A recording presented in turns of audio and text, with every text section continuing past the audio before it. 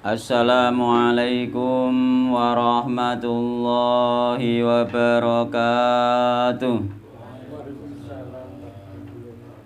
Bismillahirrahmanirrahim.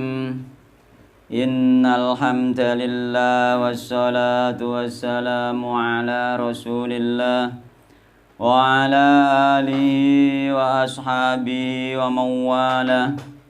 Wala haula wala quwwata illa billah wa man ittaba'a huda ila yaumil qiyamah amma ba'du fa inna asdaqal hadithi kitabullah wa khairal huda huda Muhammadin sallallahu alaihi wasallam wa syarral umuri muhdatsatuha fa inna kulla muhdatsatin bid'ah wa kulla bid'atin dhalalah wa kulla dhalalatin finnar. Ikhwan wa akhwat rahimani wa rahimakumullah. Patut kita panjatkan puji syukur kehadirat Allah Subhanahu wa taala yang mana pada sore hari ini kita dipertemukan kembali oleh Allah Subhanahu wa taala di majelis yang mulia ini dalam rangka bermajelis taklim. Yang mudah-mudahan dengan bermajelis taklim ini Allah mudahkan jalan kita menuju surga Allah Subhanahu wa taala. Sebagaimana yang Rasulullah sallallahu alaihi wasallam pernah sabdakan, man salaka tariqan yaltamisu fi ilman sahalallahu lahu bi tariqan ilal jannah. Barang siapa menempuh jalan, di jalan tersebut dia mencari ilmu, Allah mudahkan jalan dia dengan sebab mencari ilmu tersebut jalan menuju surga Allah Subhanahu wa taala. Dan mudah-mudahan kehadiran kita di sore hari ini dimasukkan pula oleh Allah Subhanahu wa taala dalam kategori orang-orang yang selalu mensyukuri nikmat-nikmat Allah Subhanahu wa taala, di antaranya nikmat sehat dan waktu luang. Yang nikmat sehat dan waktu luang tersebut banyak dilupakan manusia, sebagaimana yang disabdakan oleh Nabi Muhammad sallallahu alaihi wasallam, nikmatani maghbunun fi ma katsirun minan nas asyadu wal faru. Ada dua nikmat, yang dua nikmat tersebut banyak dilupakan oleh manusia, yaitu nikmat sehat dan waktu luang. Dan alhamdulillah kita sekarang sudah masuk di bulan Rajab nggih. Nggih, bulan Rajab, masuk bulan Rajab nggih. Nah. Nggih. Mudah-mudahan di bulan Rajab ini kita mendapatkan barokah dari Allah Subhanahu wa taala, nggih, ditambah kekuatan iman kita, kekuatan Islam kita, nggih, semakin kita menua semakin mantap iman kita kepada Allah Subhanahu wa taala nggih. Di antarane tanda iman yang kuat itu adalah menerima takdir Allah Subhanahu wa taala. Baik buruknya takdir diterima dengan kita menerima, itulah di antara tanda-tanda jiwa kita sudah tenang, jiwa mutmainnah. Karena apa? Kita harus seperti itu karena kita itu harus semakin tua, semakin hari nanti menghadap Allah harus sebagaimana yang di firman Allah, ya ayyuhan nafsul mutmainnah, itu irji'i ila rabbiki radiyatan mardiyah fadkhuli fi ibadi wadkhuli jannati. Itu harapan kita nggih. Di antara tandanya kita itu menerima takdir Allah Subhanahu wa taala, di antaranya seandainya keinginan kita tidak tercapai, doa-doa kita belum terkabul secara dohir nggih. Secara dohir belum terkabul, maka itu kita harus menerima. Dengan cara apa kita nggih? Ada ilmunya piye siten nrimo nggih. Yakni kita ini nggih, yang terbaik untuk kita itu yang paling tahu hanyalah Allah Subhanahu wa taala nggih. Kalau boleh diibaratkan ibarat anak-anak. Anak-anak itu yang tahu kebaikannya dia itu orang tuanya. Misalkan ada anak itu misalnya keadaan pilek njaluk tuku es ning gone wong tuwane. Wong tuwane nukono es napa mboten? Mboten, padahal anaknya pengen nangis lah gak ditukokno. Padahal anak ini pengen. Karena orang tua tahu itu kebaikan bagi anak tersebut. Begitu juga Allah Subhanahu lebih tahu daripada orang tua terhadap anaknya. Mulane ketika kita minta sesuatu, ya Allah tahun ini jangan paringi panen sing melimpah, ternyata enggak panen melimpah. Sampai-sampai apa utangnya gak kelar nyaur misalnya sampai nangis-nangis. Itu seperti anak tadi itu. Seperti anak tadi, sampai anak tadi nangis. Padahal dengan tidak diberi es oleh ayahnya itulah yang terbaik menurut ayahnya. Engko nek tak es pilek tambah nemen. Begitu juga kita, engko nek tak kai panen melimpah, seandainya dibuat Allah tidak melimpah, seandainya dikasih panen melimpah, diberi harta yang banyak, dia bisa jadi imannya itu malah melemah itu. Dan justru itu sebenarnya Allah ingin menjadikan kita yang terbaik. Bisa jadi karena biar tambah iman, biar tambah kita mendekat Allah, biar kita tambah menangis menghadap Allah Subhanahu wa ta'ala. Jadi semua itu pasti ada hikmahnya, karena Allah itu menjadikan takdir tersebut itu dengan hikmah dan ilmu.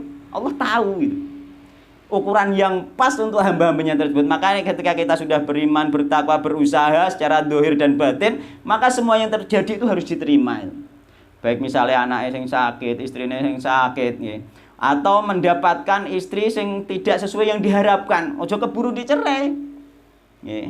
Atau mendapatkan suami yang tidak sesuai yang diharapkan, jangan keburu bercerai, karena itu kejelekan yang kita lihat itu bisa jadi ada hikmah di balik semua itu, ya. Ada hikmah, bisa jadi karena harapannya biar arep nikah misalnya, ya. Gak masalah panen, ya. Misalnya harapannya arep nikah, pengennya di bojo sing ideal, misalnya yo dilayani, yo khidmat kan, ternyata bojone bantahan misalnya kan ngoten. Aja keburu wah ini melanggar syariat langsung dipegat, tidak seperti itu.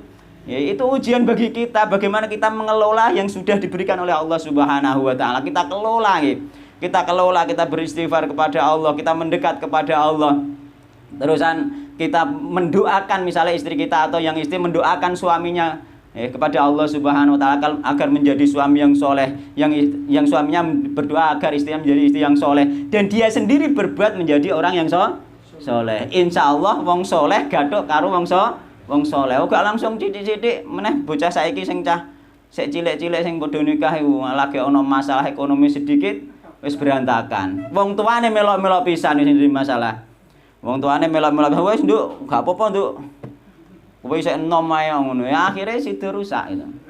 Mulane orang tua hanya memberi masukan dan mendukung nanti nggih. Jangan sampai ikut campur dalam urusan rumah tangga anake.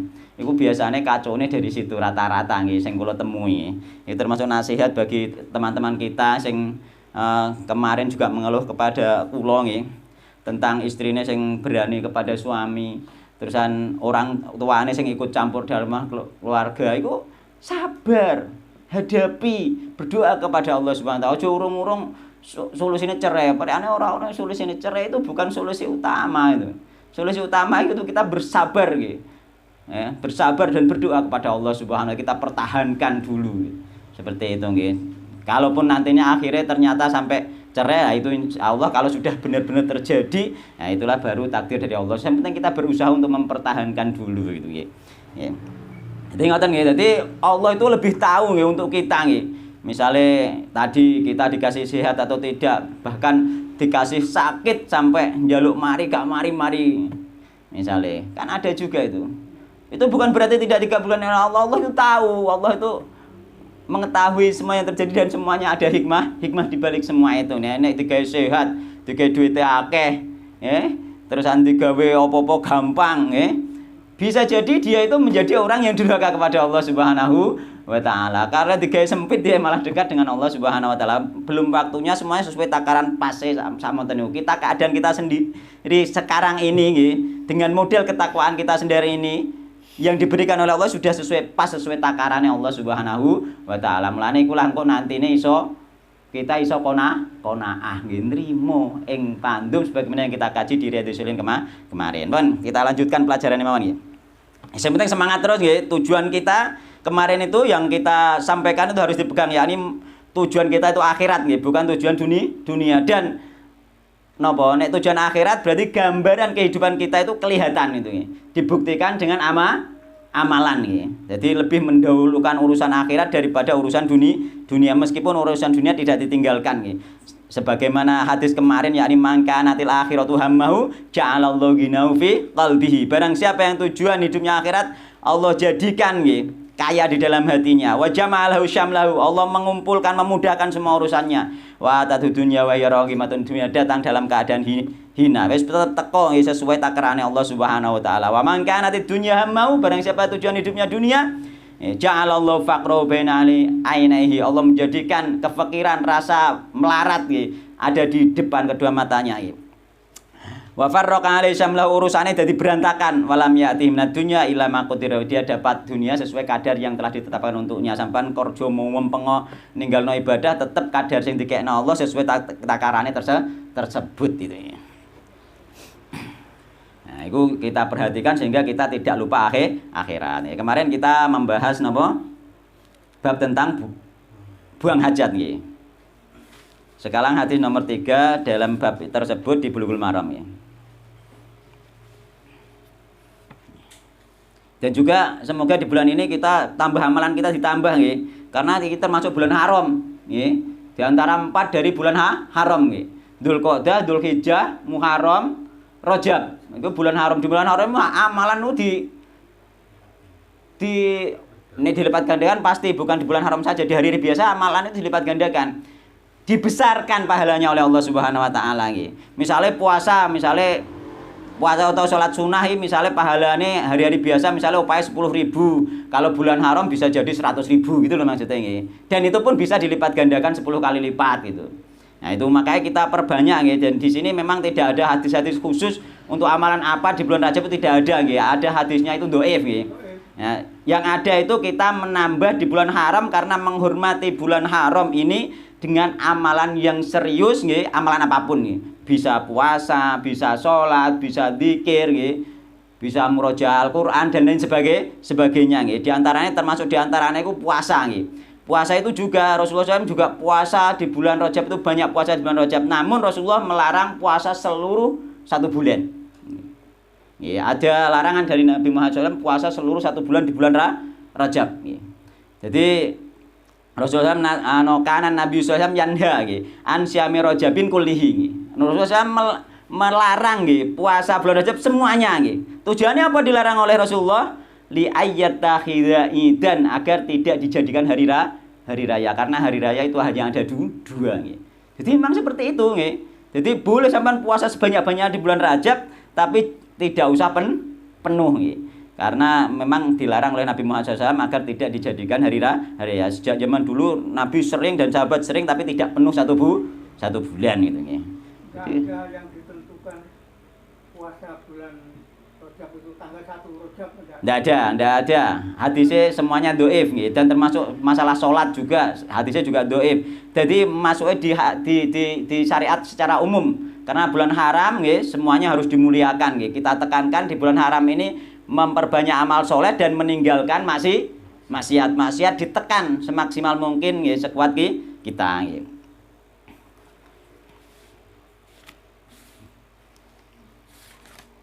Kemarin hadis ketiga nggih, hadis kedua sudah nggih. Hadis ketiga.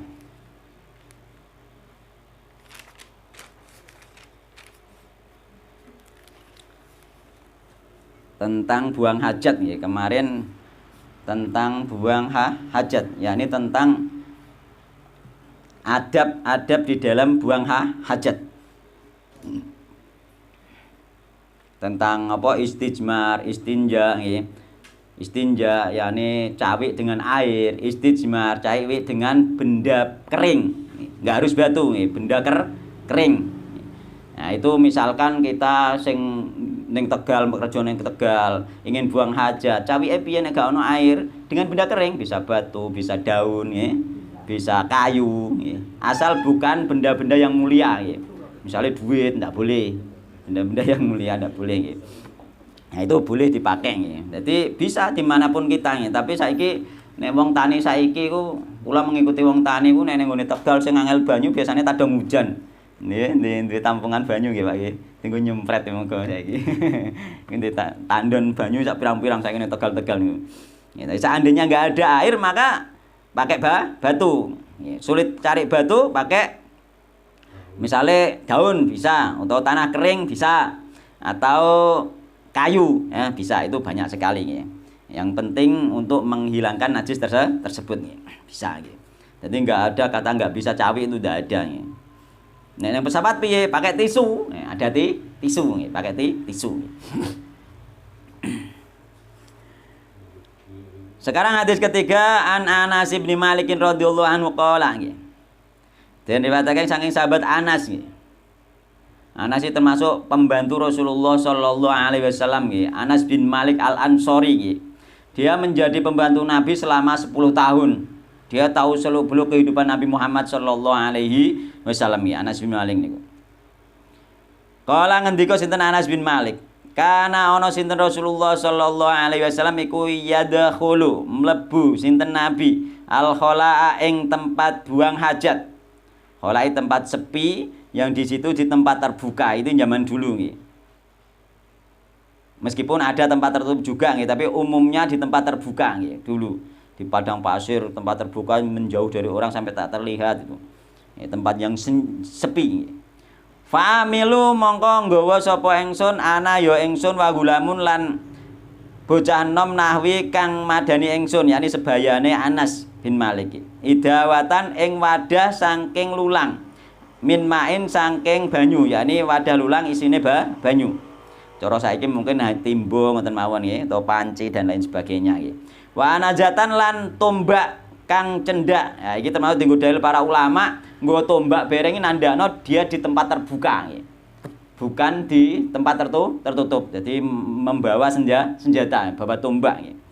Bereng kok ana binatang buas dan lain sebagainya kan gitu dulu nggih. Fayastanji mongko nggih. Beristinja sinten Nabi bil ma'i kelan banyu. Ini termasuk dalil bolehnya beristinja dengan air saja nggih. Muttafaqun alaih nggih.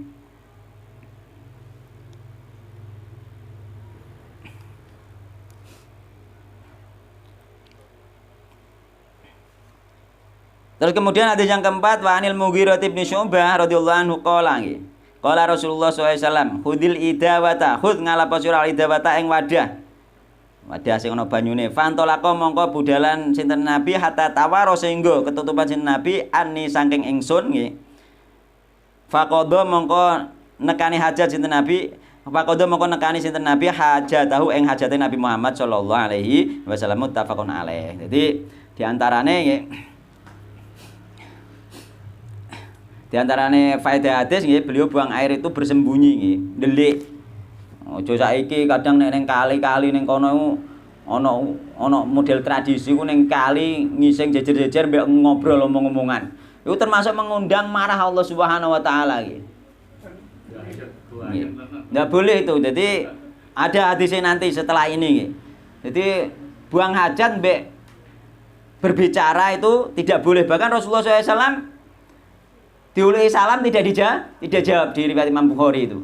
Ya, karena jika tidak darurat sekali tidak boleh berbicara dengan orang lain ketika buang hajat. Contohnya darurat piye? Dia buang hajat terus buang apa dicokot ulo misalnya ana ulo, apa ngiteki ulo. Boleh dia bengok-bengok memberi isyarat bahwa ada ular di belakangnya misalkan itu. Itu boleh, itu darurat Bu, karena berurusan dengan nyawa orang lain sini darurat. Nek disalami tok nek tidak boleh dijawab. Jadi Rasulullah bersembunyi, menghindar dari pandangan orang lain. Jadi termasuk diantara faedah di sini ditunjukkan Rasulullah tadi buang hajat di tempat terbuka. Tandanya apa nggo tombak. Jadi orang dulu nek memang di tempat-tempat terbuka, tempat-tempat padang yang luas itu bawa senjata. Itu menurut para ulama bawa tombak itu termasuk tanda bahwa itu tempat terbuka.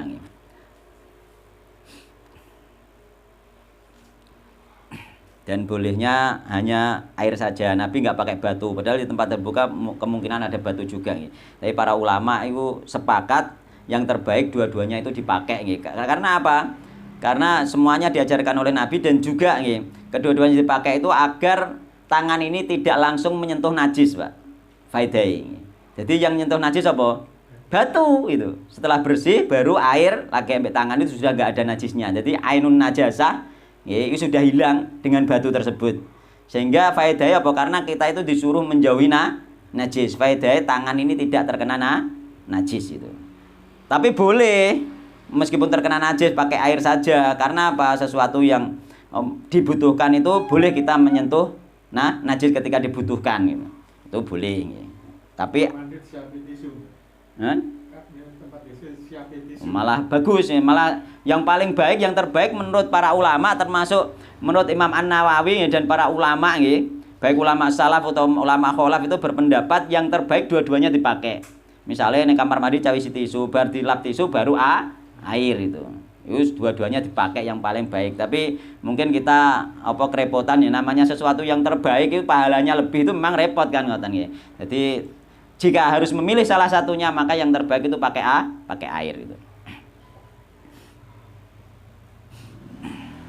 Itu sepakat para ulama itu yang terbaik batu dan air, yakni istijmar dulu baru istinja, terus kemudian nomor 2 istinja yakni pakai air, nomor 3 istijmar pakai batu saja, dan itu sudah sah nggih. Bola-balik tak terangno nek ana telek utawa kotoran ning ngene masjid mbok resiki pakai tisu tok ya asal hilang kotorannya sudah suci.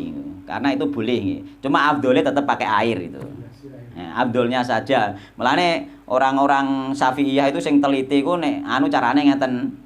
Sing teliti niku kotorannya dibuang, misalnya pakai tisu atau apa, setelah itu dikucuri air sedikit itu saja. Biasanya seperti itu. Yang penting menjalankan dua-duanya dan itu lebih afdol itu saja. Nek sampean kerepotan pakai air bereng sudah, yang penting hilang sudah selesai. Itu untuk najis. Najis semisal kotoran cicak misalkan ya.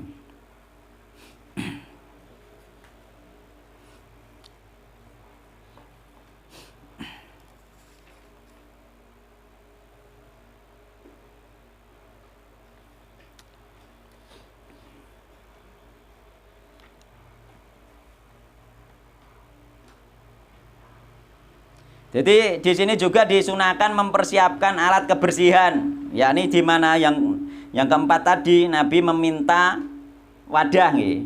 Karena di tempat terbuka jadi disunahkan sampean kudu nggo misale mek watu dhisik nggih, utawa nggo banyu ora wis bar lagi golek-golek. Wah, itu bisa repot itu nanti kan ngoten nggih. Jadi disunahkan nggih, mempersiapkan dulu ora bar lagi golek. Misale nek ora-ora contone nggih, contone nek ora-ora. Karena wong angon, wong ngarit ge biyen niku ora-ora biasa buang hajat itu. Ya, biasa gitu. Tapi sebelumnya harus disiapkan dulu alat untuk istinja atau istijmar gitu. Dan boleh juga meminta tolong pada orang lain gitu. Dan hadis ini juga membolehkan mengambil pembantu bahkan sampai urusan buang hajat. Nanti Nabi minta tolong gitu. Tolong diambilkan air gitu. Dan termasuk sifat malu Nabi Muhammad SAW, termasuk bagian dari iman, yaitu kita itu bersembunyi ketika buang hajat karena malu kepada orang lain. Kemudian hadis kelima, wa an Abi Hurairah radhiyallahu anhu qala Rasulullah sallallahu alaihi wasallam. Ittaqu wa sapa sira allainain ing laknat loro. Maksudnya Allah ini perkara loro kang ndadekake laknat nggih. Yakni apa dua hal tersebut mendorong pelakunya dilaknat oleh orang lain. Jadi maksudnya Allah ini ngoten nggih. Jadi sampai nek nglakoni iki mendorong dan bahkan orang lain berhak untuk melaknat kita ngoten nggih. Ya rupane ladzi wong yatakhalla kang nekani hajat sapa ladzi fi tariqin nas ing dalem dalane menungso. Buang hajat ning dalan. Buang hajat ning dalan niku sampean nanti dengan berbuat buang hajat di jalan nggih. Au fi dhillihim utawa ning iup-iupane wong akeh. Dadi nggon tempat ngaup nggih, nek panasan perjalanan ngaup iku sampean buang hajat di situ, maka itu mendatangkan nggih, pelakune iku mendapatkan laknat dari orang lain. Ya mesti koyo sing tak ndogengane kayak misale paling gak minimal nek wong saiki mesti dijancuk-jancuknya wong. Jancuk sapa ngising ning kene iki ngono. Iku wis pasti dipasoto wong. Dan masotno model ngoten niku boleh. Nih, boleh. Jadi ini dibolehkan. Karena orang yang teraniaya nanti di hadis berikutnya orang yang teraniaya itu boleh nggih. Melaknat orang yang berbuat aniaya. Itu dibolehkan nggih. Orang yang berbuat dolim. Jadi wong buang hajat ning ngene dalan terus ana wong ndongakno elek ning ngene wong sing buat ning buang hajat ning ngene dalan memang dibolehkan. Dia tidak berdosa. Mulane hati-hati sampean. Iki enggak harus buang hajat tok, sesuatu yang mengganggu. Sampean buang beling sembarangan ning dalan. Iku masuk di situ, sampean masuk kategori iso kena laknat, enggak harus makanya para ulama mengkiaskan ke semuanya, meskipun nanti ada hadis dhaif, tapi semua tempat-tempat yang didatangi orang, semua tempat-tempat yang sering dipakai duduk-duduk orang ya, yang dilewati orang, tempat-tempat yang indah dan lain sebagainya itu, sampean buang hajat di situ atau buang apapun yang mengganggu di situ, maka itu termasuk kategori ini dilarang oleh Allah Subhanahu wa taala, dilarang oleh Rasulullah SAW, bahkan berhak mendapatkan laknat. Ora masalah mau buang hajat saja, buat beling sembarangan sampai iso kena laknat gitu. Jadi ikulah indah syariat Islam. Jadi tidak boleh kita mengganggu orang lain, termasuk sampai sengaja memberi penghalang waktu jarak pokok tengah ratan, sama itu haram juga itu. Termasuk jenenge berbuat dolim itu. Kaya adikku ngetutno mobil, kecelakaannya akhirnya klesio mijetno tangane isek ngene iki. Ngetutno mobil kok ngguri. Nek tengah-tengah mobil enek watu, ora ketok. Nabrak watu langsung tiba mendadak. Dia mung ngene iki lho nek watune dalan gak diingkrehno wong ngene ngare tiba. Jadi seandainya watu iku mang sampean singkrehno, sing haruse wong tiba sampean tok ganjaran itu ngingkrehno. Nek jarang dia kayak entuk dosa ngene. Watu iku nggih. Iku pernah kejadian niku adik kula niku jatuh disebabkan sebabe iku ana watu ning dalan nggih. Dia ngetutno mobil ngguri, watune ra ketok, mobil lewat dia sanggurine langsung nabrak watu.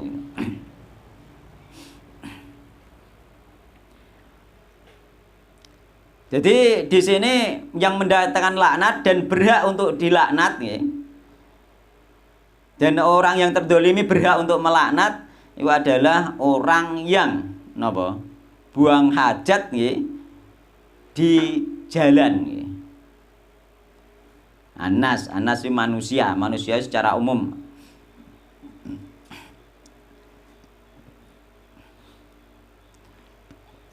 Jamak anas iki masuk kategori jamak, nek gak ono alif didadine unas biasanya, unasun.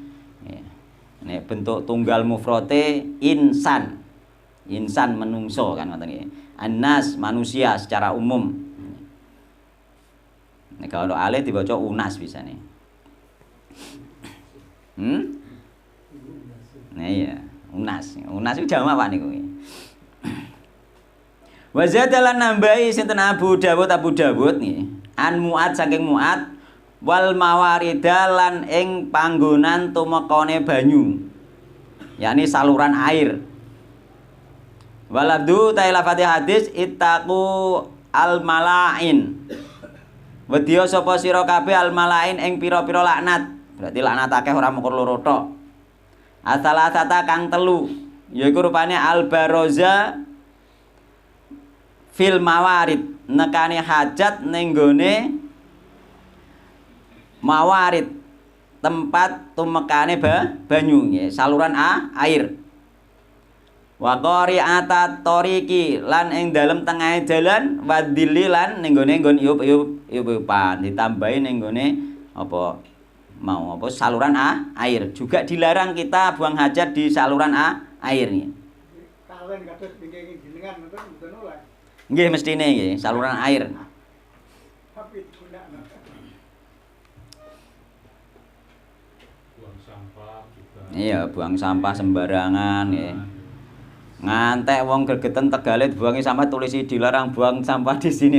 Numpuk modelane dibuang ning kono numpuk. Sing ngantek anjung-anjung. Kadang nek ra ngono ning tretek nggeliwat tretek diuncalno ning kali. Nah, iku yo dolim itu ndak boleh nggih. Cuma ning nggen kula dikek undang-undang nggih, didenda nek mbuak sampah di sungai, kecuali kotoran. Nek kotoran masih boleh karena apa? Pertimbangannya kotoran itu bisa dimakan ikan dan habis. Ya, ada pertimbangan seperti itu di desa kula nggih.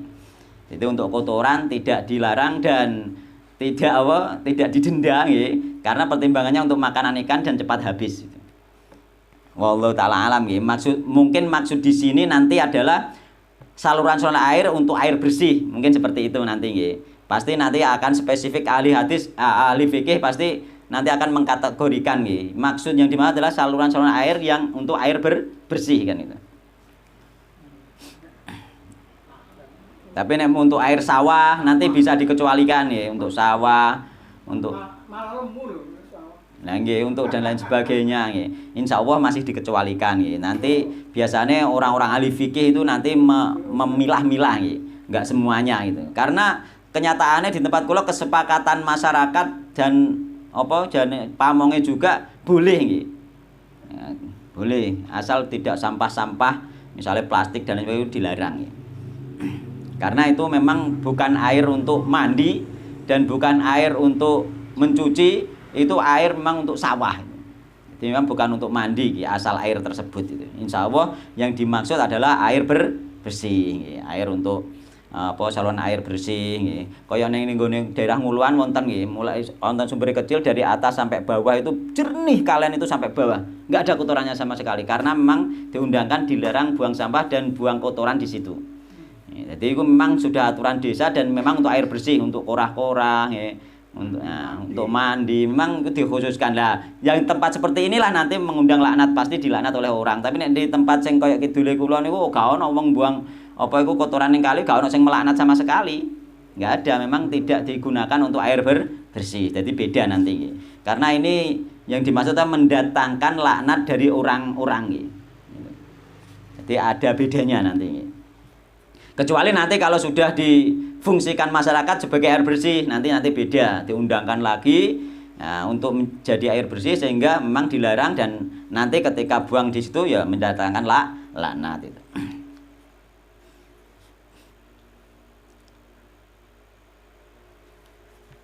Wali Ahmad lan iku kedua Imam Ahmad, an Ibnu Abbas saking Ibnu Abbas aunak imain. Utai lafat aunak imain utawa nggon kumpule banyu. Nggon kumpule banyu yakni genangan air. Genangan air buang hajat. Jangankan apa itu buang hajat besar, hajat kecilnya sudah dilarang kemarin di awal-awal bahas tentang air nggih. Air suci mensucikan itu nggih. Dilarang kencing di tempat air yang tergenang. Bahkan pembahasan kemarin sampai bagaimana kencing di kolam renang kan seperti itu. Nah, jadi yang tergenang, air yang tidak mengalir, maka hukumnya haram. Kalau mengalir nanti kategorinya apakah itu saluran air untuk air bersih atau tidak, itu kategorinya. Kalau air tenang jelas sudah dilarang oleh Rasulullah Shallallahu Alaihi Wasallam, air tergenang. Nah, itu mulanya aunak imain atau nggon kumpule banyu. Ini bendungan misalnya, asal nggak masuk kategori air mengalir maka itu haram. Ketika kategori air mengalir maka masuk kategori nanti apakah air tersebut untuk air bersih atau tidak. Kalau untuk air bersih juga haram ya. Wa fi malan iku tetap dalam hadis loro dhaifun utawi dhaif, tapi hadis tambahan ini dhaif. Namun maknanya sahih menurut para ulama sepakat itu bisa dikiaskan untuk semua tempat-tempat yang memang dibutuhkan oleh manusia secara umum ya. Di antaranya misalnya ning teras, ning lapangan ya, ning gone tempat misalnya lapangan voli ya. Utawa di tepi-tepi lapangan voli pun ndak boleh karena itu nanti tempat orang berkumpul di situ, maka itu mendatangkan laknat ya. Wa akhraja Tabrani ya.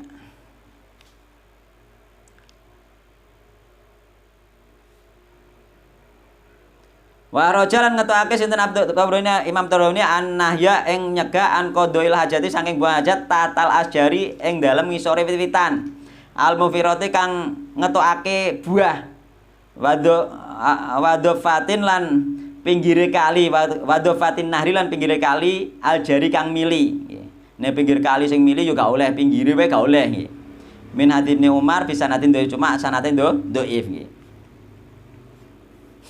Namun para ulama masih mensepakati tidak boleh apa itu buang hajat di bawah pohon berbuah dan di tepi sungai yang mengalir. Karena apa, di situ tempat orang-orang berkumpul. Alasannya itu bukan alasan hadis ini karena hadis ini dhaif. Alasannya tempat orang-orang berkumpul dan nanti mendatangkan laknat dari orang-orang yang sering berkumpul di situ.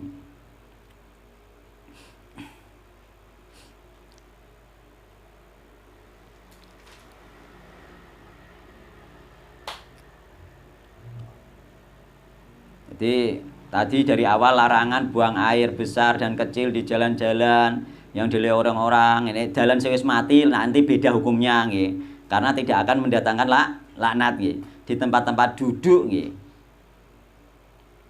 Dan di tempat-tempat berteduh apa mana memang saluran air nggih yang dimanfaatkan nggih untuk air bersih nggih. Di tepi sungai nggih atau pantai di mana orang-orang di situ saling bermain. Ya ning pantai kan seperti itu nggih. Budulanan dadakan nginjek kotorane sampean, oh mesti dekne nek cara wong Tuban, to Surabaya dancuk niku. Dancuk ngising ning kene wong iki kan ngoten. Nah, iku termasuk kategori laknat ya. Terus di bawah pohon apa itu berbuah, iki juga nggih.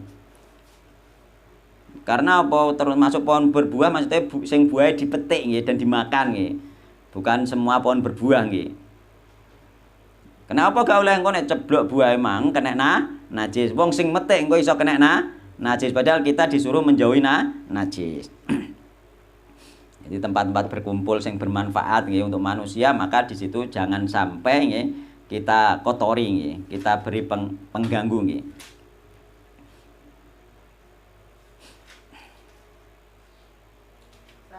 Dan kebiasaan apa? Kebiasaan berak di tepi pantai, di laut itu loh. Contohnya daerah-daerah pesisir, banyak kan buang jasanya di tepi pantai. Hulu, kebiasaan. Mbak katut. Kita sesungguhnya kadang yang ngitai ngoten niku. Nek ngitai rasane piye, Pak? Gelo napa mboten? Lah, iya, tapi gelone niku. Makanya tetap berusaha untuk membuat tempat kaku sendiri. Ahsannya seperti itu. Ahsannya seperti itu.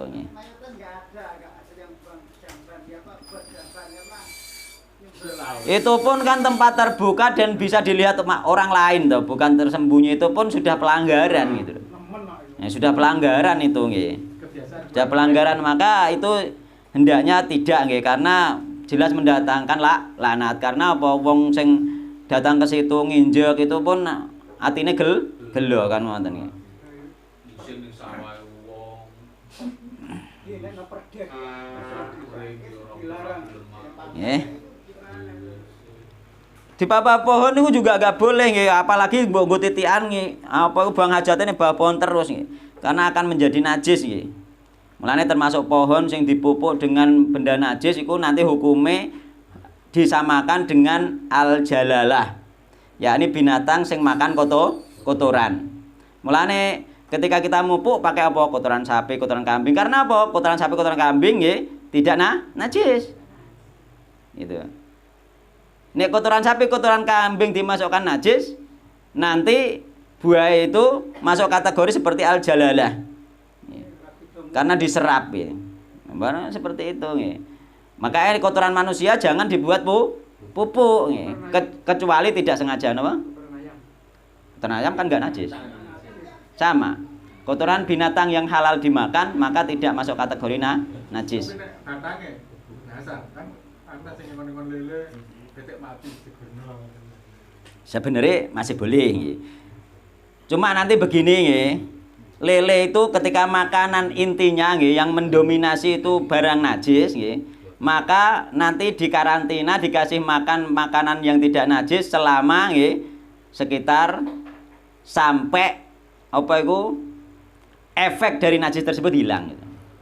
Enggak ada anu khusus, tapi kalau untuk unta, untuk sekelas unta maupun sapi di zaman Nabi itu dikei waktu Nabi untuk dinetralkan selama 40 hari. Jadi anan Nabiya SAW naha an aklil jalalah. Nabi Muhammad SAW melarang makan jalalah, binatang sing makan kotoran wa syurbi labniha, dan melarang minum susune yo gak oleh sampai sak kotorane melok najis hatta ta'lifa arba'ina lailatan, sampai dia itu dinetralkan selama 40 hari. Karena selama 40 hari nanti itu apa kok efek dari najis tersebut sudah hilang. Sampean lelene ya pokoknya cemplungane tambah air yang bersih, terusan ning kono sampean makani makanan yang tidak najis nggih. Nah, terus kemudian ditunggu sampai dilihat atau mungkin dari baunya atau dari warnanya sudah berubah. Mungkin nek kokakos warnanya biasanya pucat putih itu. Pucat putih yo bau sebenarnya kan jorok kan itu. Nah, maka dinetralkan dulu sampai kelihatan netral baru boleh. Nek sampean melok sabdane Nabi ini sampai 40 hari. Ini untuk unta dulu sampai 40 hari. Tapi apa para ahli fikih membedakan ya. Di antarane nek unta itu 40 hari masuk nang unta, engko sapi medun lagi 20 hari, wedhus medun lagi 10 hari, bebek medun lagi 5 hari, seperti itu. Ya, terusan ayam 3 hari, mungkin lele pun masuk 3 hari sudah hilang insya Allah kan seperti itu. Yang penting kita lihat sudah kita kasih makan, kasih tempat yang bersih, terus coro saiki diawasi wis ketok pantes, wis ketok gak terkontaminasi kotoran, baru boleh dimakan itu. Tidak boleh memang ya. Maka pohon juga seperti itu dikiaskan dengan jalalah ya. Yang diserap ketika full najis ya, memang sengaja dipupuk dari pupuk WC misalnya. Nah, maka itu dihukumi sebagaimana al-jalalah, dinetralkan dulu ya. Diganti pupuk selama beberapa waktu. Setelah dirasa netral baru boleh gitu. Ya maka pupuk itu nek pupuk kandang melane kula nderek pendapat nek kotoran binatang yang halal dimakan itu tidak najis. Jadi itu lebih enak dan lebih nyaman itu. Jadi pupuk sampean ngudek pupuk kandang tidak ada masalah itu pupuk kandang sampean nyicir. Ya tidak masalah, itu bukan sesuatu yang najis. Jadi sesuatu najis itu harus ada nas khusus dari Rasulullah sallallahu alaihi wasallam. Itu enggak ada nas khusus ini. Tapi nanti ulama yang mengatakan najis pun mempunyai dalil. Cuma kalau lebih kuat pakai yang itu. Betawi itu non lele tanpa sewa aku gawe jumbleng foto ngising ning kono. Di rumah makan ning Anjo lha aku mangan lele burine WC templung lele ku digoreng dicupuk. Tak mangan. Jadi ngoten nggih. Jadi jangan sampai kita mengganggu di tempat-tempat ya. Jangan mengganggu orang lain, mengganggu kaum muslimin secara umum ya. Ning kono apa? Ning gone hadis ana meneh man adal muslimina fi turuqihim wajabat alaihi la'natuhum. Nah iki lho sing penting nggih. Barang siapa yang mengganggu orang muslim di jalan-jalan orang muslim, kaya buang hajat ning dalan dan lain sebagainya atau buang beling ning dalan misalnya, wajabat dia berhak nggih. Wajibat alaihi berhak atasnya orang yang buang hajat atau ganggu di jalan ini mau laknatuhum laknate kaum muslimin. Jadi kaum muslimin oleh melaknat itu. Ono watu dikene tengah ratan. Sing mbok dilaknat itu boleh. Karena ning gone hadise wajibat alaihi laknatuhum. Dia berhak mendapatkan laknat dari masyarakat itu. Jadi masyarakat yang melaknat menurut para ulama tidak berdosa, dosanya dia yang menanggung. Laknat apa Mas? Laknat itu maksudnya laknat itu maksudnya doa nggih agar seseorang dijauhkan dari kasih sayang Allah Subhanahu wa taala. Nyorono. Laknat itu maksudnya seperti itu. Agar orang itu dijauhkan dari rahmat Allah Subhanahu wa taala. Kayak nyoro kita nggih. Nek sembarangan buang sampah sembarangan kan ngoten. Iya dipasutno wong iku maksude laknat iku maksud laknat nggih. Masalah itu dijauhkan dari rahmat Allah Subhanahu wa taala nggih. Dan doa laknat ini nggih biasa diungkapkan oleh orang-orang yang teraniaya nggih. Mulane ning gone hadis termasuk dari hadis Sulaiman kemarin ittaqi da'watal madlum. Takutlah terhadap doanya orang yang terdolimi.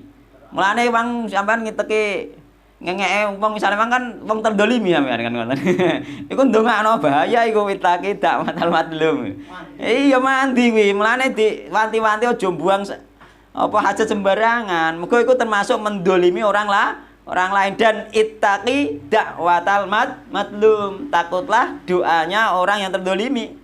Fa innahu laisa baina wa bainallahi hijabun. Karena sesungguhnya doanya orang yang terdolimi antara dia dan Allah tidak ada hijab. Mulane ning kene ning hadis yang tadi wajibat alaihi laknatuhum. Dia berhak mendapatkan laknat. Gak apa-apa sampean pisui wonge iku mah enggak apa-apa, secara syariat boleh itu kan. Ya nyoro toh. Tapi nek sampean bersabar menahan diri juga dapat pahala. Itu hanya boleh saja Pak, bukan berpahala gitu.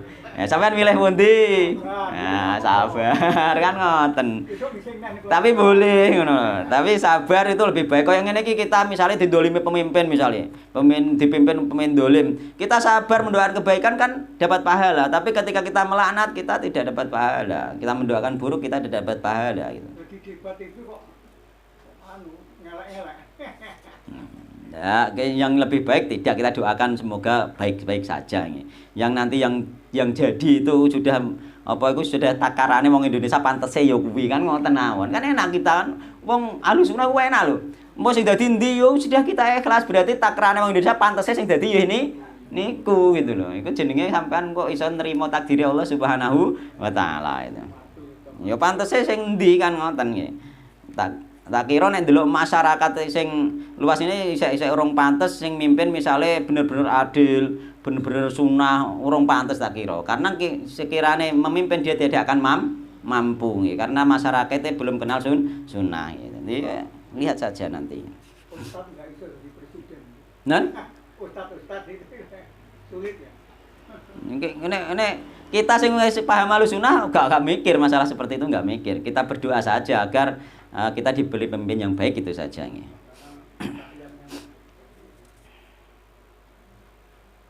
Jadi setiap yang menyakiti kaum muslimin itu nanti hukumnya haram, nggak harus buang hajat saja. Jadi menyebar nggih faedah hadis ini bukan hanya untuk itu saja. Jadi para ulama itu pemikirannya luas nggih. Menyebar tidak hanya untuk buang hajat saja, tapi untuk semua yang mengganggu kaum muslimin secara umum, maka hukumnya haram. Buat beling ning nggone dalan yo haram nggih.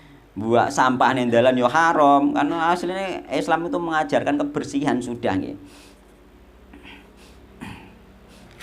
Maka dia berdosa nanti nih.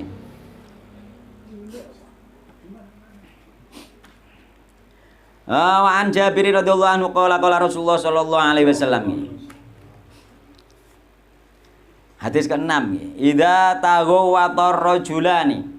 Idza taghawwata ing dalem nalikane nggih. Buang hajat. yakni air besar nggih. Sinten ar-rajulani wong lanang loro falyatawara mongko becik gawe aling-aling sapa kullu wahidin salah sijine wong loro mau minhuma saking karone an sahibi saking kancane dikongkon gawe aling-aling ana wong loro buang hajat kon gawe aling-aling wala yatahaddatsa lan aja nggih jagongan sapa karone fa innallaha mongko sak temen Allah iku yamkutu nggih bendu banget sinten Allah ala dalika ngatasé mengkono-mengkono wong sing buang hajat tanpa aling-aling nggih yakni sing ketok aurate wong liya nggih buang hajat ketok aurate wong liya iku Allah bendu dan juga bendu terhadap orang yang jagungan nih ketika buang hajat. Bendune apa yam kutu iku bendu banget. Dia iku lebih dasar daripada godop. Godop itu murka, tapi nek yam kutu ini murka sekali. Lebih parah.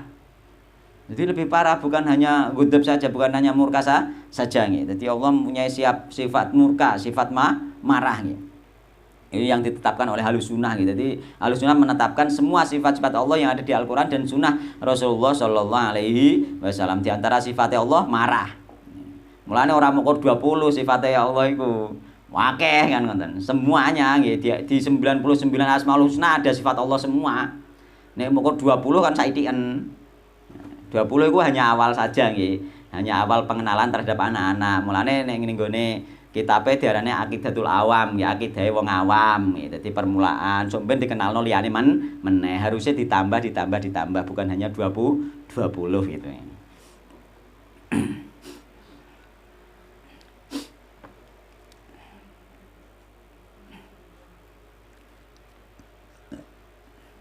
Wa sahahu Ibnu Sakan nggih, sahih wa Ibnul Qattan dan Ibnul Qattan wa huwa ma'lulun nggih. Wa huwa hadis menurut Ibnu Hajar maklul nggih. Ada ilat, ada cacat. Namun kecatatan dari rawi ini dipakai oleh Imam Bukhari sehingga oleh para ulama hadis tidak ada masalah penilaian dari Ibnu Hajar nggih. Boleh dipakai hadis ini. Jadi tetap enggak boleh apa itu mendapatkan laknat Allah Subhanahu wa taala, mendapatkan murka Allah Subhanahu wa taala orang yang buang hajat dengan tanpa penghalang. Dan buang hajat dengan bercakap-cakap.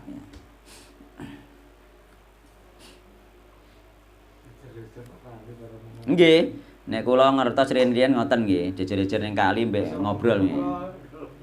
Nggih, ora mung sudan.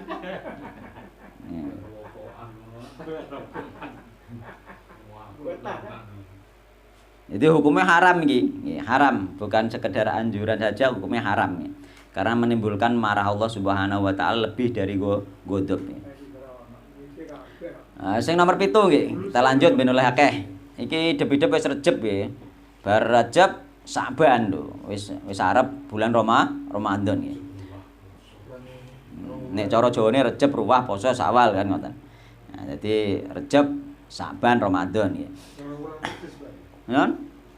Lah nggih, cepet sekali nggih, mboten krasa nggih. Wa Nabi Qatadah nggih, iki rada tak cepet nih. Wa Nabi Qatadah radhiyallahu anhu qala Rasulullah sallallahu alaihi wasallam la yamassanna ahadukum. La yamassanna aja ngepok temenan sapa ahadukum salah sijine sira kabeh dzakarahu ing dzakare ahad. Biyamini kelawan tangan tengene ahad wa huwa hale uta ahad iku ya bulu nggih, kencing sapa ahad wala yatamassah. Lan ora istinja sapa minal kholai saking apa iku buang hajat biyamini kelawan tengene ahad, yakni air besar nggih, buang air kecil maupun air besar enggak boleh pakai tangan kanan. Wala yatanafas lan ora ambekan sawat fil ina ing dalem adah, muttafaqun alaih.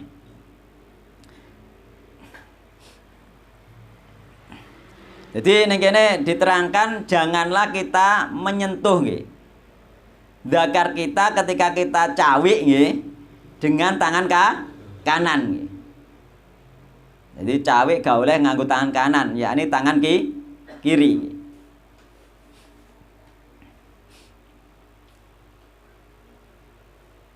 Dan ini berlaku untuk laki-laki maupun perempuan nggih.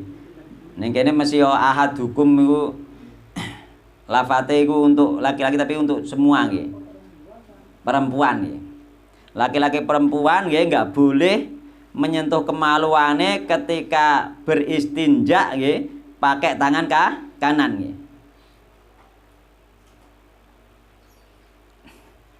Karena apa? Nek menyentuh kena najis tangannya nanti nggih. Karena tangan kanan termasuk tangan yang dimuliakan nggih. Berbuat kebaikan nggih. Rasulullah pun mendahulukan tangan kanan nggih. Iya, makan. Terus nanti apa itu mengambil makanan pun itu pakai tangan kanan gitu. Jadi kanan itu dimuliakan gitu. Nah, untuk menyentuh najis ketika darurat memang dibutuhkan seperti istinja, maka pakai tangan kiri gitu. Tapi ketika tidak dibutuhkan tidak boleh menyentuh najis itu. Kita diwajibkan menjauhi najis.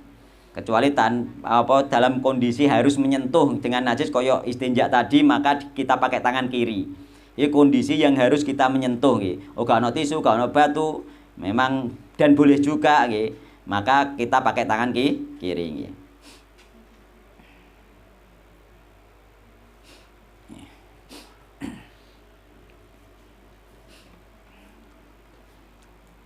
Terus juga napa? Larangan bernapas di dalam air. Air ojo disebul, ojo diambekan. Tujuannya apa? Iku menjaga kebersihan sebenarnya nggih. Menjaga kebersihan, kecipratan itu meneh air itu untuk orang banyak misalkan ya, maka itu menjaga kebersihan. Kecuali nambahin air. Dilarang bernapas di dalam air. Kita minum teh dalam gelas panjang. Berarti kita sumpet irung enggak alam. Jadi minumnya itu yang sunnah itu satu teguk satu nafas. Jadi sampean jegluk ambekan lagi nyegluk, nah itu yang sunnah. Tapi dibolehkan dibolehkan beberapa teguk baru nafas sebagaimana Rasulullah di hadis dikomplain oleh para sahabat, "Wahai Rasulullah, aku isek ngelak wahai Rasulullah nek mokor sak ceglukan." Maka boleh dibolehkan lebih. Maka larangan ini hanya himbauan saja dari Nabi Muhammad sallallahu alaihi wasallam. Kalau minuman panas diimbus Nah, itu sebenarnya larangan ini oleh para ulama dikategorikan masuk apakah perbedaan pendapat apakah larangan ini haram atau makruh. Jadi sesuatu larangan itu bisa masuk haram ketika larangan tersebut ketika diperbuat menimbulkan bahaya. Itu kaidah para ulama ya. Jadi ketika larangan tersebut menimbulkan bahaya terhadap orangnya, maka kategorinya hukumnya haram. Ketika tidak menimbulkan bahaya, maka kategorinya makruh itu. Sebagainya menyentuh kemaluan tadi itu tidak haram mutlak. Pakai tangan kanan tidak haram mutlak. Apakah berbahaya atau tidak, maka haramnya masuk kategori di situ makruh, larangannya makruh bersifat. Untuk masalah meniup meniup makanan, untuk setelah penelitian ilmiah, kaidah ulama kan ketika membahayakan haram ya larangan. Nah, setelah penelitian ilmiah ternyata damoni baik minuman maupun makanan dalam keadaan panas itu menimbulkan penyakit. Maka hukumnya jadi haram. Tapi kalau dalam keadaan dingin, maka hukumnya makruh. Hanya adab saja. Kalau dalam keadaan dingin hukumnya makruh karena tidak ditemukan membahayakan.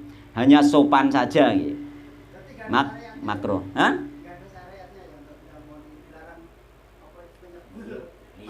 Lah iya itu dilarang. Ada larangan. Mulane sampean nek ndulang anake panas aja disebul. Iku haram karena apa? Menimbulkan bahaya. Bahaya dari iki lho, abape awak dhewe iki apa jenenge? Wis pokoke iku lah. Nah, itu menjadi penyakit itu. Dia nempel di makanan yang panas itu. Jadi penelitian dokternya ketika makanan itu panas di damu itu nempel di situ menjadi penyakit. Tapi nek dingin dia tidak nempel. Makanya hukumnya nanti ulama pakai kaidah ketika larangan tersebut menjadikan bahaya, maka hukumnya haram. Tapi ketika ada larangan ternyata tidak menimbulkan bahaya, secara ilmiah memang tidak menimbulkan bahaya, maka hukumnya makruh, tidak disukai dan lebih baik ditinggalkan itu saja. Nah ya, rokok itu kok bisa dihukumi makruh, sedangkan itu membahayakan orang lain. Rokok dihukumi makruh itu bagi ulama yang dahulu yang belum tahu akibatnya merokok itu. Dahulu zaman kapan? Zaman apa itu fase kedua ulama berfatwa. Jadi ulama fatwa pertama itu malah sunnah. Ulama fatwa kedua itu makruh. Ulama fatwa ketiga setelah penelitian ilmiah kedokteran baru haram. Ada fase itu untuk rokok itu. Mereka yang rokok itu mereka yang rokok itu pakai dalil fase kedua. Dan ini karena sudah ada penelitian ilmiah tidak sah dia pakai itu. Tidak sah itu. Jadi ulama itu pertama bahkan ulama ada yang mengatakan sunnah. Terusan apa itu? Makruh, kemudian haram. Karena pertama kali muncul rokok ulama dia nggak tahu apakah itu bahaya atau tidak. Dan wonge orang yang memakai merasa nyaman, merasa enak dan dia mengatakan, wahai syekh kita itu ketika pakai rokok ini belajar jadi tenang, nggak ngantuk, kan seperti itu. Akhirnya mengatakan sunnah, boleh. Terus kemudian setelah jangka waktu yang lama ternyata ada perokok itu ada yang sakit, tapi belum ada penelitian ilmiah, tapi yang lainnya juga sehat, sehingga ragu, sehingga ulama ragu apakah ini bahaya atau tidak, kok ada yang sakit, kok ada yang tidak, apakah ini benar dari rokok, maka fatwanya makruh. Terus kemudian setelah diteliti ilmiah kedokteran, kok ternyata memang benar-benar berbahaya dan tidak ada manfaatnya sama sekali, barulah muncul fatwa haram. Ada tahapan-tahapan. Jadi ilmu itu memang seperti itu gitu loh. Fatwa kesehatan kan itu merokok membunuhmu. Nah. Dene gak ngene, nek kowe ngarani merokok membunuhmu, sampean akidah gak kuat, sing membunuh iku Allah Subhanahu wa taala gitu. Lempos sampean. Itu. Wong sing rokok ngene iki tauhide kuat. Gitu. Enggak ngono, tauhide kuat. Merokok enggak bisa membunuh, yang membunuh Allah Subhanahu wa taala gitu. Ya Allah taala alam ya ora kena tidak diskusi nek wis ngoten kan. Itu. Ndak bisa diajak diskusi nggih. Jadi masalah bernafas tadi seperti itu nggih, bernafas atau meniup makanan itu hukumnya ada dua para ulama, yakni bisa haram, bisa makruh. Nah, makruh pun ahsannya lebih baik di makruh itu tidak disukai. Maka ditinggal. Haram itu karena sudah diketahui menimbulkan mandorot. Kayak tadi makanan yang panas, mbok tiupi utawa wedang, mbok tiupi. Mulane kalau dikek lepek wae dimben adem gitu. Aja ditiup karena membahayakan kita nggih. Makan makanan yang panas juga.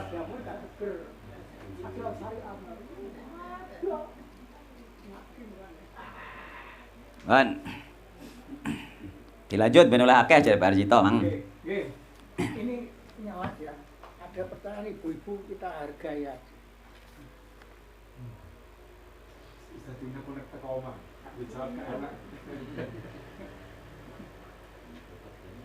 Bu Yuli ini tumpukan ini. Itu apa?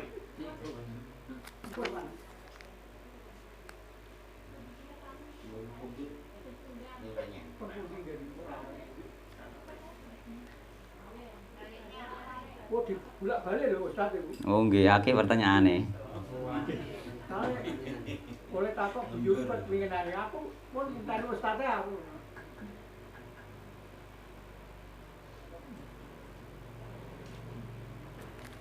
Ban. Iki praise sedelo. Jam pira to? Sing belum apa? Setengah lima. Oh, isih masih Mulai ini ada. jam 10. Jam 3:10.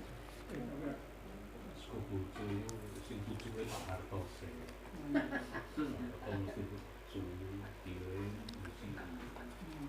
Kula jawab nggih. Bismillah nggih. Ustadz minta pencerahannya nggih. Bila kita bakar sampah, ada kotoran hewan, apakah asap tersebut najis bila terkena jemuran pakaian? Yang pertama, kotoran hewan secara umum tidak najis, itu yang pertama nggih. Yang pertama nggih. Yang kedua, tidak pernah ada fatwa dan pertanyaan tentang asap kotoran selama kula ngaos.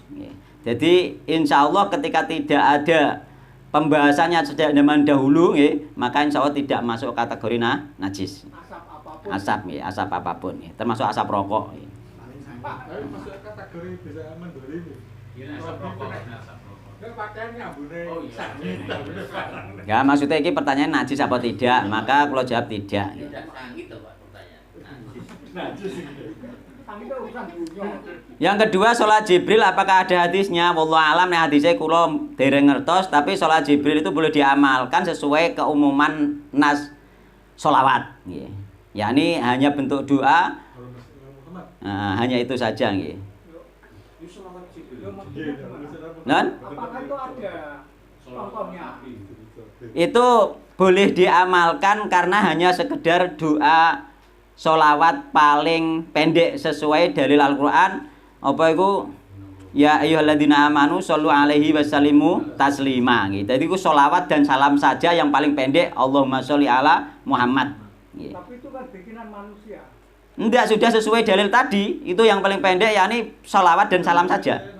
Jadi sholawat Jibril itu Allahumma sholli ala Muhammad. Ya, Allahumma sholli ala Muhammad. Oh, gitu. Iku lho sallallahu ala Muhammad sallallahu alaihi wasallam. Itu boleh diamalkan. Itu salat terpendek sesuai dalil ya ayyuhalladzina amanu ya shollu alaihi wasallimu taslima. Jadi sholawat salam. Sudah itu saja, berarti lafadznya sholawat dan salam saja. Sudah selesai, itu boleh. Ada dalilnya. Non? Kalau dilakukan itu Iya. Contohnya lagunya piye? Mboten napa-napa dilakukan. itu ya. Karena itu apa itu sebagaimana syair itu boleh nggih. Yang penting tidak sambil joget-joget itu. Sallallahu ala Muhammad sallallahu alaihi wasallam. Dia berdiri Ustaz biasanya. Setiap Nabi Muhammad ketemu setiap Jibril ketemu Nabi Muhammad nggih sholawatan itu saja. Jadi itu terus kata Nggih. Kula ngertos dalil umume dan itu boleh diamalkan. Untuk dalil khusus nggih. Dalil khusus untuk salat Jibril kula mboten ngertos. Iku hanya dinamakan salat Jibril oleh orang-orang, tapi sholawat itu sudah sesuai dalil Al-Qur'an. Boleh. Salat terpendek sallallahu ala Muhammad sallallahu alaihi wasallam sallallahu ala Muhammad sallallahu alaihi wasallam itu boleh. Ini yang berkembang sedikit. Iya. Tapi sholawat yang bikinan manusia seperti sholawat Maria, sholawat Baga, itu gimana? Untuk sholat-sholat itu dilihat lanjutannya. Karena semua lafadz sholawat yang dibikin itu depannya Allahumma sholli ala Muhammad wa ala ali Muhammad. Rata ngoten to nggih. Maka salat yang di depan ini sah. Ngoten nggih. Terus lanjutannya itu doane, apakah ada doa yang melanggar syariat atau tidak? Jika melanggar doanya tidak boleh. Kalau tidak melanggar boleh. Karena apa? Karena baca sholawatnya itu di depan, belakangnya biasanya doa. Misalnya sholawat rizki lancar, orang membuat Allahumma sholli ala Muhammad wa ala ali Muhammad terus berdoa Rabbana atina fid dunya hasanah, kan boleh. Hanya itu. Maka dilihat nanti isinya. Kalau isinya boleh, maka boleh. Karena dia hanya menawarkan sholawat itu bukan bikin sholawat sebenarnya. Namanya saja. Namanya sholawat rizki lancar. Tapi ternyata ngarepe Allahumma sholli ala Muhammad wa ala ali Muhammad. Terus setelah itu dia berdoa. Berarti ini terpisah sebenarnya. Sebenarnya dia baca sholawat sebelum berdoa gitu loh. Maka kita jangan salah paham. Ya. Maka nanti dilihat nih. Ya tapi ini karena ngetren ya. Nggih. Jamaah harus tahu. Jadi kita harus punya batasan. Mesti isinya sholawat naria, sholawat yang lain-lain kan. Nah, maka secara umum sholawat yang sudah ada itu yang jenengan sebutkan itu isinya itu tidak sesuai dengan sunnah. Maka jenengan buat sholawat sendiri, yakni baca sholawat terus kemudian doa dengan doanya jenengan sendiri, maka itu boleh. Yakni sampean baca sholawat Allahumma sholli ala Muhammad wa ala ali Muhammad terus sampean lanjutkan dengan misalnya Rabbana atina fid dunya hasanah atau doa-doa yang lain itu boleh. Sebaiknya sebelum berdoa lah iya itu. Cuma mereka kan menamakan terusan di jenakno kiai ini, misalnya ono kiai ngamarai santrine iki lho sholawat waca sholawat kanggo rezeki lancar. Ternyata setelah dilihat memang di situ tulisan sholawat terus kemudian di sini doa minta rezeki. Kan nggak ada salahnya. Hanya namanya saja sholat rezeki lancar, maksudnya ternyata enggak. Di situ tulisan sholawat bener sahih terus lanjutannya doa minta rezeki. Kan berarti sudah selesai, dia hanya mengajari doa yang dimulai sholawat agar terkabul saja sebenarnya. Cuma kalau dinamakan sholawat rezeki lancar, sholawat cetek jodoh, misalnya kan ngoten. Hanya namanya saja. Tapi ternyata di sini setelah bacaan sholawat terus doanya minta jodoh. Kan nggak ada masalah itu. Ya nanti setelah sholat doanya misalnya minta kepada Nabi seperti yang dikatakan Pak Yusuf tadi, minta kepada Rasul. Nah itu baru yang tidak boleh gitu loh. Nah itu masalahnya kan judul.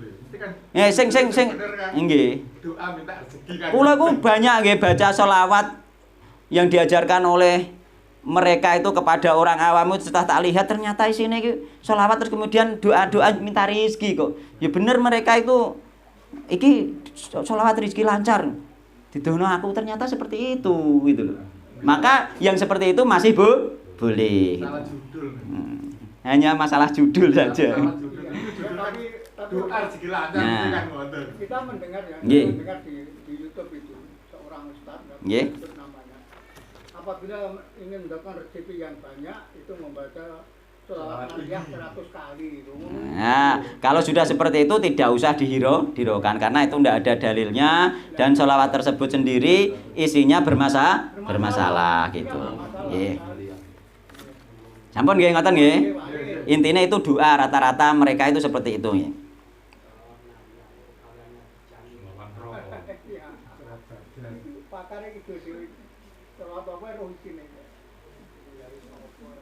Ustadz minta pencerahannya sholat taubat sama sholat hajat apakah ada? Gitu. Sholat taubat itu ada. Niatnya di dalam hati dia bertobat kepada Allah Subhanahu wa taala. Sholat hajat sebenarnya juga ada. Yakni apa sholat sunnah mutlak sebenarnya sholat hajat itu. Yakni ketika Anda punya hajat terus mendekatkan diri pada Allah dengan sholat sunnah. Sebenarnya seperti itu. Karena Anda punya hajat terus kemudian sampean menghadap Allah dengan sholat sunnah 2 rakaat. Sebenarnya sholat sunnah mutlak dalam rangka mendekatkan diri pada Allah agar hajatnya terkabul. Tapi kalau dinamakan sholat hajat itu kan tidak ada. Ya makanya harus diterangkan seperti itu. Iya. Lah makanya kita terangkan seperti itu nggih. Jenengan punya hajat, pengen misalnya ujiannya anaknya lancar. Terus sampean berwudu sholat 2 rakaat. Terus berdoa kepada Allah Subhanahu wa taala. Itu sholat sunnah mutlak sebenarnya untuk mendekatkan diri kepada Allah agar doanya dikabulkan, hajat-hajatnya dikabulkan. Nah. Gitu nggih. Ngaten nggih. waktunya nggak ditentukan. Nah, Kalau mutlak berarti waktunya nggak ditentukan. waktunya tidak ditentukan mutlak. Malam harus. Malam siang boleh, asal nggak waktu-waktu haram saja. Maksud tobat di bawah waktunya. Nggih, nggak ditentukan sama saja.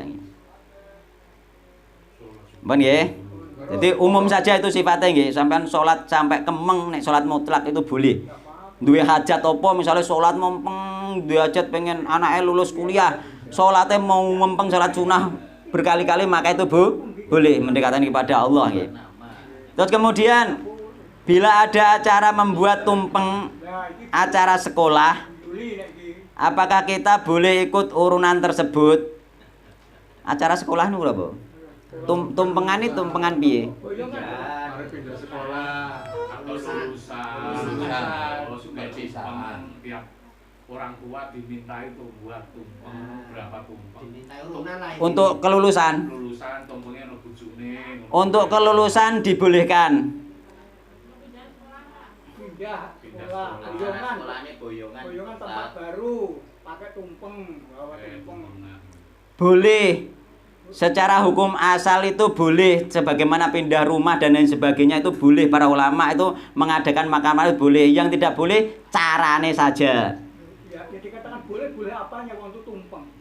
Harus pakai tumpeng. Gak maksudnya mboten ngoten, boleh mengadakan acara pesta ketika apa itu pindah sekolah atau lulus sekolah. Namun praktek yang ada itu carane sing salah dan tujuannya sing salah. Hukum asalnya sebenarnya boleh itu. Boleh pakai kotaan aja apa? Nggih. Jadi hukum asal itu boleh nggih. Nggih. Hukum asal itu boleh nggih para ulama ketika anake lulus marhalah itu mereka mengadakan coro Jawa bancaan. Nggih, syukuran itu boleh. Cuma yang jadi masalah kita ini di sini syukurannya carane beda. Nah, di masalahnya dicarang nggih. Nek jenengan misale mau nggak mau memang harus ikut, maka itu nanti masuk kategori apa itu terpaksa. Insya Allah tidak ada masalah. Yang penting tujuannya sampean bukan model carane tersebut nggih. Ikut. Tidak ada terpaksa karena dia meniru adat dari agama yang lain. Agama Hindu kan pasti pakai tumpangan bucu itu loh. Ngono gawe bucu ngeten iki to. Nah, maka itu nanti masuk tasabuh nggih. Masuk tasabuh ning gone agama lain nggih, dan hukum tasabuh ini syirik kecil nggih. Bagi orang-orang yang terpaksa nggih, maka hukumnya sebagaimana sebagaimana manganan bagi mereka yang terpaksa nggih. Maka hukumnya syirik kecil nggih. Nek sampean tidak bisa menghindari, maka yo masih boleh kalau tidak bisa menghindari karena itu. Kenapa yang bapak-bapak itu seperti itu? Pertama pemahaman agama dan sebagainya. Yang kedua dia etiba atau niru yang atas. Terus nek wis bojone ana tumpenge acarane pripun? langsung dimakan bujune. Ya Di sekolahan tersebut. Iya Bu. Oh iya toh? Ditandu Makan bersama, Ustaz. Terus pucuknya di kapan aja mangan sopo ibu? Pimpinannya. kepala Gak, maksudnya itu dimakan bersama sama murid-muridnya gitu kan? Makanannya dimakan. Nah, mungkin yang salah itu saja nanti. Mungkin yang salah itu caranya saja gitu. Carane acara gitu. Carane acara gitu. Insya Allah masih dibolehkan ketika kita tidak mampu menghindari gitu. Itu masuk kategori masih dibolehkan. Yang penting kita tahu bahwa itu sebenarnya tidak boleh. Sehingga masuk kategori terpaksa. Tapi terus niat kita rebus niatku sedekah gitu kan. Kok niatnya lho, carane rebus. Yang jelas kita tetap mengakui cara itu salah itu. Yang jelas ya. Untuk kita ketidakmampuan kita menghindar karena kita di tempat yang seperti ini ya. Bisa sebetulnya menghindar. Oh enggak ada. Tapi boleh nggak ikut? Bu, pakai boleh. Yang penting bawa makanan boleh. Kan? Yang penting bawa makanan boleh. Oh ngoten. Nek bisa ya ngoten mawon kan. Keluarnya kok Terpaksa harus gimana? Urunan masalahnya kok. Urunan kok, Pak. makanan Nek tapi nggak masuk ke syirik akbar, nggak masuk nggih. Paling tidak syirik asghar nggih. Banyak beristighfar kepada Allah Subhanahu wa taala ketika tidak bisa menghindarkan kan. Kalah ya Pak. Bon. Bon nggih, itu yang jelas itu sesuatu yang kita ketahui bersama kok bahwa tumpeng itu memang adat dan ajaran agama Hindu, sehingga masuknya nanti tasabuh, man tasabuh bi qaumin fa minhum, ketika dia sengaja bertasabuh dan mengikuti saat ini masuk syirik akbar, ketika dia terpaksa tidak saat ini maka masuk syirik asghar gitu. Oke.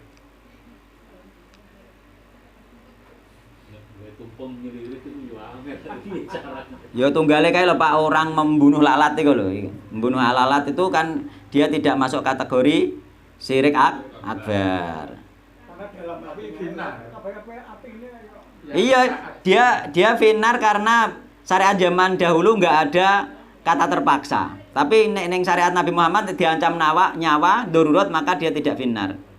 Gitu. Mulane orang sekarang misalnya dipong bapake, kowe ora gelem nggawa ambeng iki ning gone bambu yo tak geyepuki. Bapake ngono misalnya. Dia budal, dia enggak berdosa. Dia terpaksa gitu. Lah kaya ngene iki misale kene gak gelem urunan anak tak tokno misale. Ya wis gak apa-apa, sampean gak berdosa gitu. Misal. Wan nggih. Dadi iku nggih. Dadi hukum asale ketika saat ini syirik akbar, ketika gak saat ini syirik asghar itu harus dirinci, enggak semua syirik akbar nggih. bisa dihindari. Nek bisa dihindari, hindari.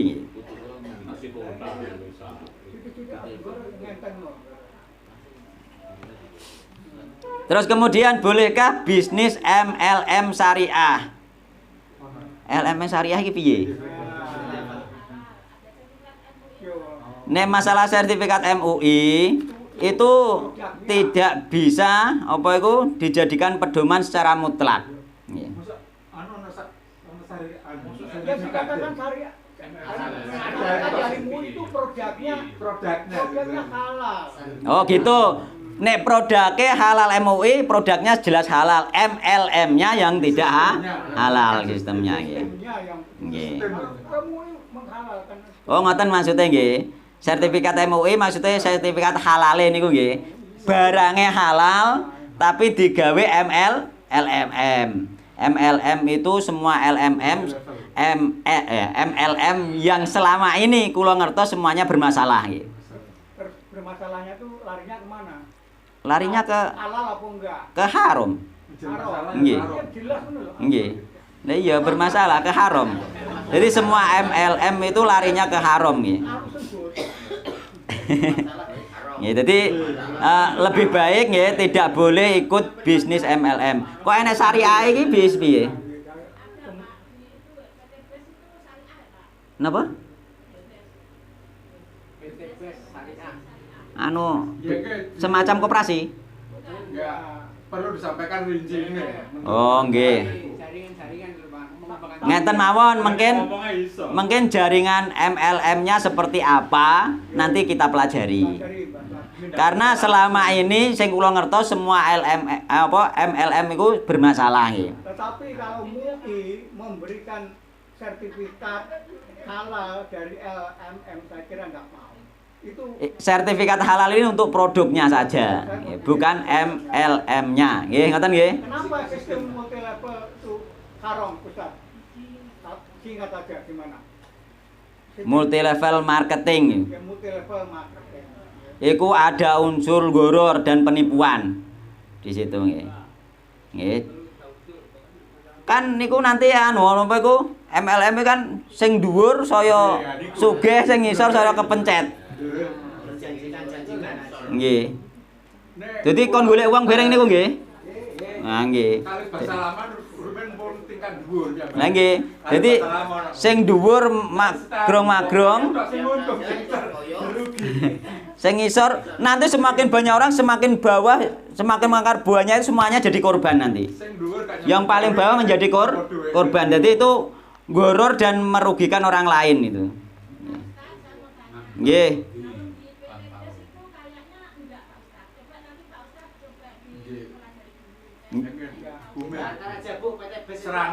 Ngeten lho nggih, kula nerangke niki MLM secara umum nggih. Lah nanti di bukune nek go. Marketingnya di sistemnya di Biar dipelajari. Sistemnya Nggih. diserahkan. Mungkin WA kan teng Pak sinten?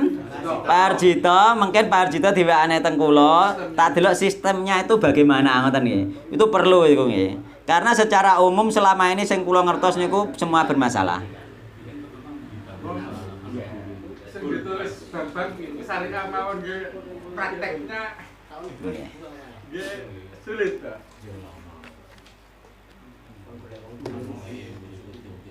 Syariah bangsa 48. Anu mungkin di Google Ustaz bisa melihat. Ya Bu, Ya, dikasih anunya saja nanti. di Google ada. Kasih tulisannya saja kula. Mungkin Pak Arjito napa namine wau kan ngoten kan. Mun. Niki janjiane Pak Arjito nganti jam 5. Nggih. Kok wis metu? Ya, enggak apa-apa. Nggih, Pun.